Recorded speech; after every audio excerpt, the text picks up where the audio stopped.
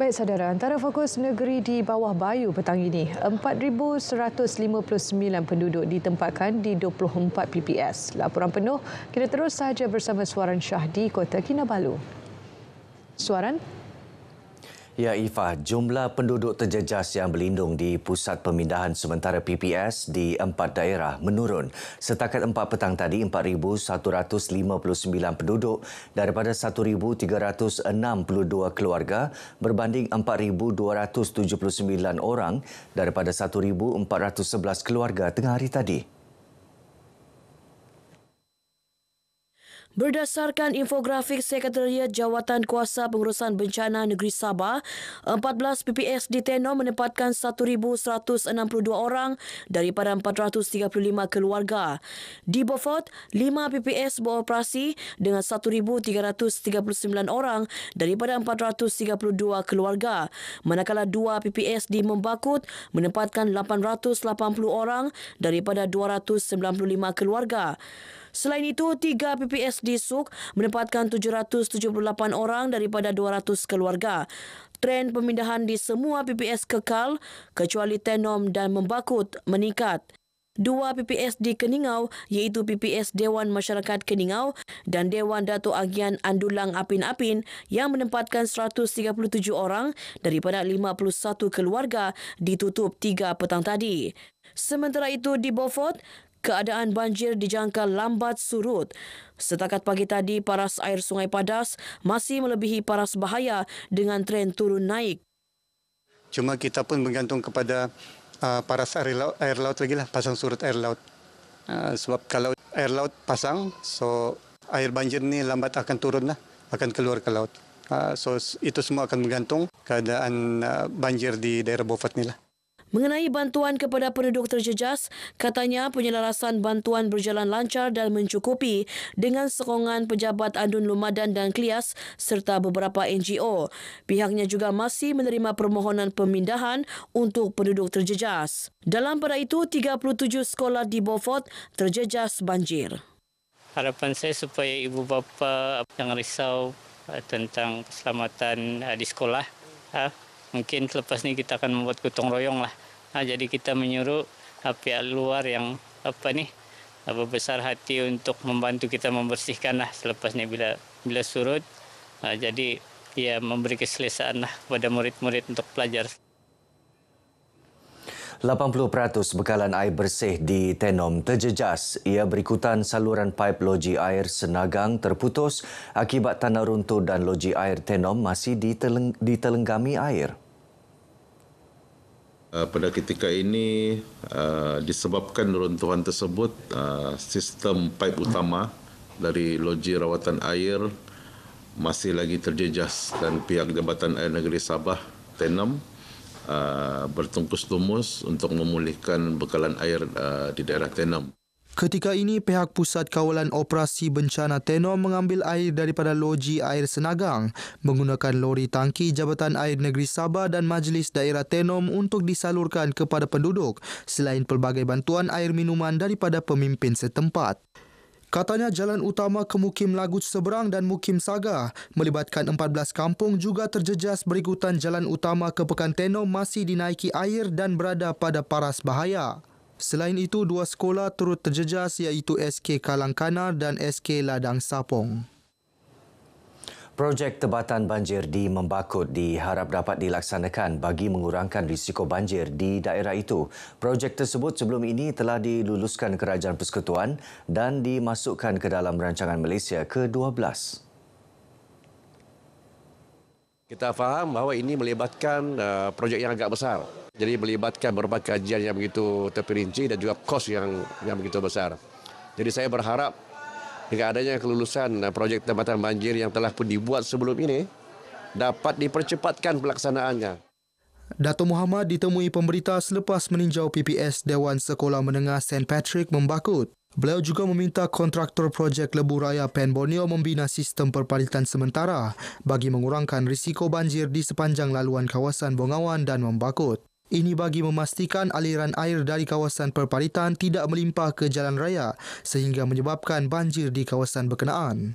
Sementara itu, Pembantu Menteri Kerja Raya Datuk Robert Tawik berkata, peruntukan segera akan disalurkan bagi membaik pulih jalan raya terputus dan jambatan runtuh di kawasan pedalaman akibat kesan hujan berterusan.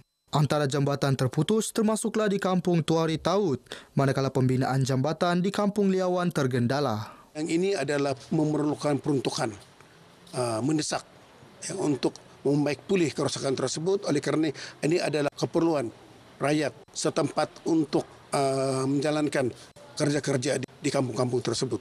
Dan juga jalan-jalan raya di bawah konsesi, di bawah JKR, di bawah majlis daerah. Yang ini pun amat mendesak dan perlu dibaiki segera. Sabah berpotensi menjadi hub global dalam bidang budaya dan bakat. Timbalan Ketua Menteri Datuk Seri Panglima Dr. Jeffrey Kitingan berkata, bagi mempromosi bidang tersebut, kerajaan negeri menyokong penganjuran Hyperlife Impact Influencer Festival and Awards 2025. Festival seumpama dilihat sebagai platform untuk menggabungkan kekuatan pengaruh, potensi tanpa batas dan kerjasama global. Datuk Jeffrey menyatakan demikian dalam sidang media festival berkenaan di Kota Kinabalu. Beliau mengajak semua pihak terus bekerjasama dalam memajukan Sabah dan mengukuhkan kedudukan negeri ini di pentas dunia melalui pengaruh yang positif dan saling memberi manfaat. Pelbagai inisiatif dan intervensi dilaksana Kementerian Pembangunan Usahawan dan Koperasi KUSKOP bagi membantu meningkatkan kejayaan usahawan dan koperasi di seluruh negara.